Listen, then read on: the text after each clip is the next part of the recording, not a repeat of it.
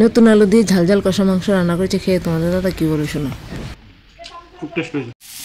কি রান্না করছো আজকে? কি বন্ধুরা এখন রান্না করবো দেখো মাংস। তো তার জন্য দেখো এখানে 1 কিলো মুরগির মাংস যেটা আজকে রান্না করব। এই যে দেখো কড়াইয়ের মধ্যে সরষের তেল দিয়ে তেজপাতা দিয়ে দিয়েছি, তেজপাতাটা হয়ে গেছে। এখন দিয়ে দেবো পেঁয়াজ,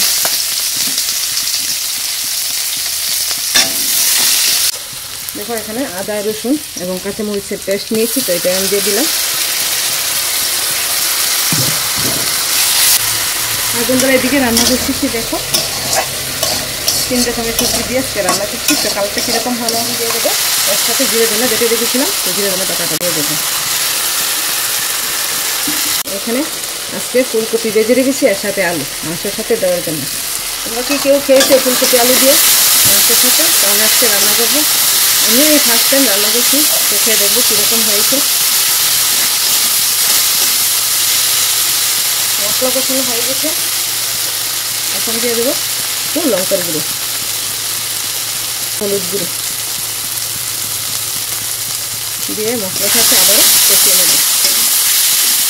মশলা থেকে তেল ছেড়ে দিয়েছে, তো এখন দিয়ে দেবো মাংস।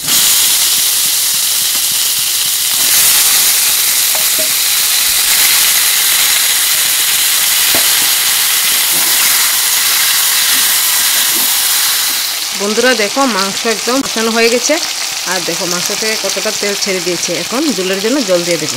দেখো বন্ধুরা ঝোল দেওয়ার পর আলু দিয়ে একদম নতুন আলু লাল লাল ঝাল ঝাল মাংস খেতে হেভি টেস্ট। সেই খেয়ে দেখো কিরকম হয়েছে মাংসটা।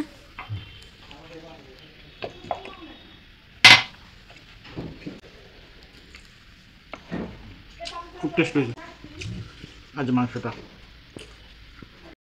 আজকের ভিডিওটা যদি আপনাদের ভালো লাগে তাহলে আমার পেজটাকে লাইক শেয়ার এবং বেশি বেশি করে কমেন্ট করে দেবেন বন্ধুরা। Thank you.